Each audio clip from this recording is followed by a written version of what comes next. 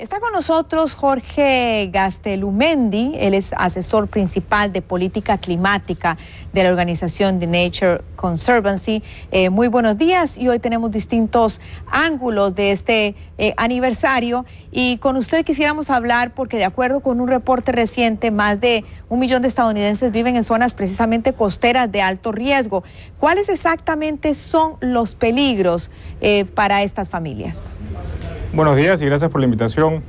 Bueno, el mayor peligro es, gracias al cambio climático, se ha generado un incremento del nivel del mar, y eso hace que cuando hayan tormentas, el agua esté mucho más presente y más cercana a zonas urbanas que antes. Ya no hay esta zona de amortiguamiento natural, y eso hace entonces que se ponga en vulnerabilidad a todas esas personas que viven en zonas urbanas costeras. ¿Y cuál es la advertencia? La advertencia es: más vale prevenir que lamentar. Es decir, que se vayan de ahí, que se vayan a vivir a otro lado, ¿o qué deben hacer? Es más barato prevenir que lamentar y reconstruir. Y la sugerencia es simplemente buscar formas en las cuales se puedan mejorar las zonas de defensas de las casas, de las zonas urbanas donde se vive. Esto, o en algunos casos, en casos de extremos, eventualmente pensar que el Estado pueda comprar zonas para movilizar a esta gente fuera de zonas muy vulnerables, ¿no? ¿Qué tan real es esto? Eso suena como algo utópico, ¿no? Es utópico, era utópico hace unos años, ya nunca más. Sí.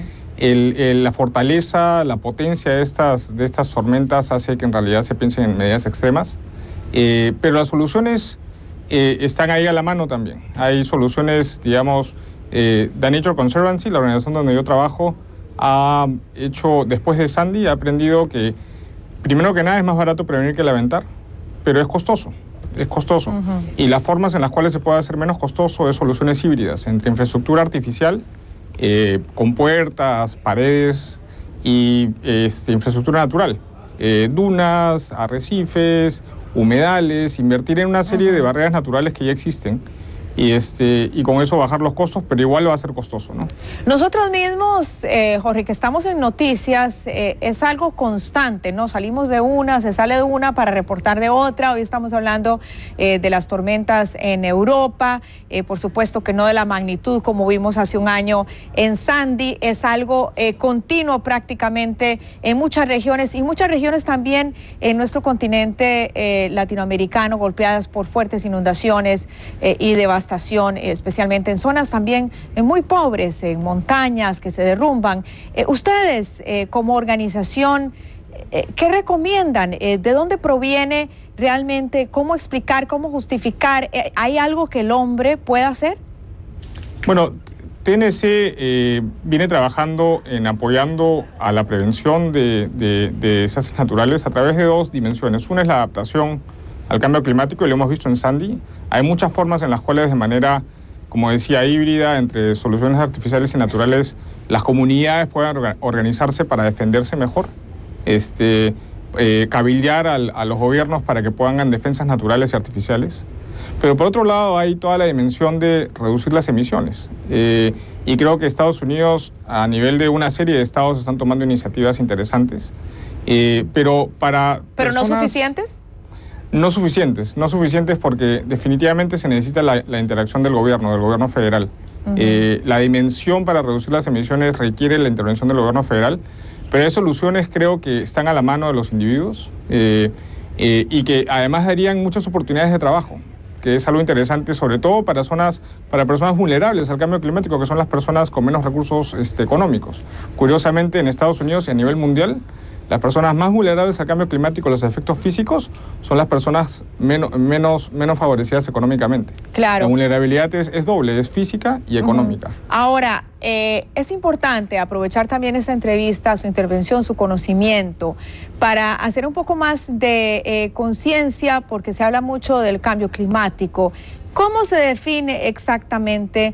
¿De dónde proviene? En ciertos momentos ha sido cuestionado. Usted, como especialista, ¿cómo explicar? ¿Cómo en este momento usted, dirigiéndose a todos nuestros televidentes en Latinoamérica y Estados Unidos, qué les dice? ¿Cómo crear conciencia de lo que esto significa exactamente?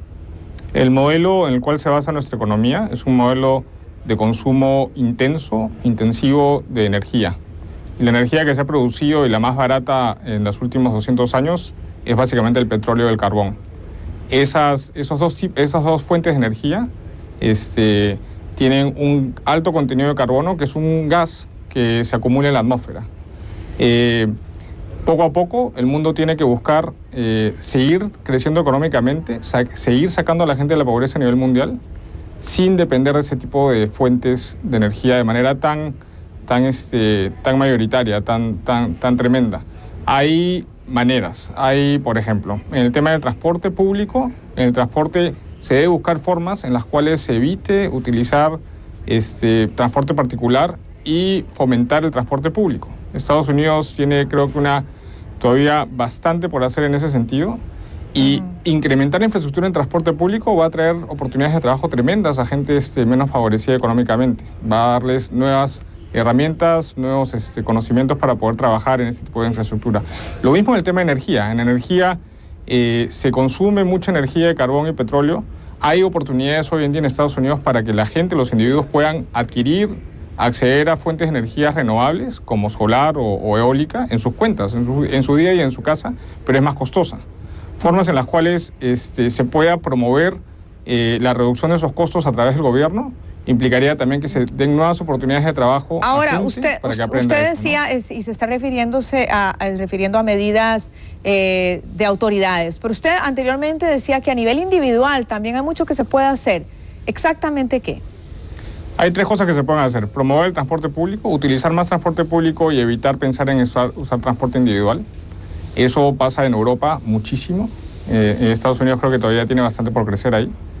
El segundo es buscar formas en las cuales se pueda consumir energía en las casas, en las oficinas, que sea energía limpia, que venga de fuentes eólicas o de viento o fuentes solares. Eso es más costoso, pero a la larga es una opción. Y la otra opción, que está aún más a la mano y es bastante saludable, es tratar de consumir alimentos locales. Al consumir alimentos locales no solamente es orgánico, más sano, ayuda a problemas de obesidad, pero por otro lado también no se tiene que transportar la comida, los alimentos de un lado a otro, con lo cual reduces las emisiones de transporte. Eso está más sencillo. Finalmente, ¿qué impacto ha tenido o tuvo hoy que estamos cumpliendo un año de este devastador huracán Sandy? ¿Qué impacto tuvo en este fenómeno lo que es el cambio climático? Bueno, yo creo que el impacto ha sido social. El impacto ha sido económico tremendamente, pero muy social. Creo que el gobierno, por ejemplo, en el caso de Nueva York, el gobernador estableció una comisión que han visto no solamente el impacto económico, sino también el impacto social y las diferencias sociales dentro del estado de Nueva York. Eso creo que habla mucho de dónde se tiene que crecer. El cambio climático impacta a todos, pero impacta desigualmente a todos. Y generalmente son las condiciones económicas subyacentes las que hacen esa diferencia. Entonces hay mucho por hacer todavía para poder atender ese tipo de cosas. Y finalmente lo que dije al principio, más vale prevenir que lamentar. Creo que una lección aprendida de Sandy tremendamente ha sido el invertir más en prevención que en reconstrucción. Por cada dólar que yo invierto en prevención, ahorro $4 en reconstrucción.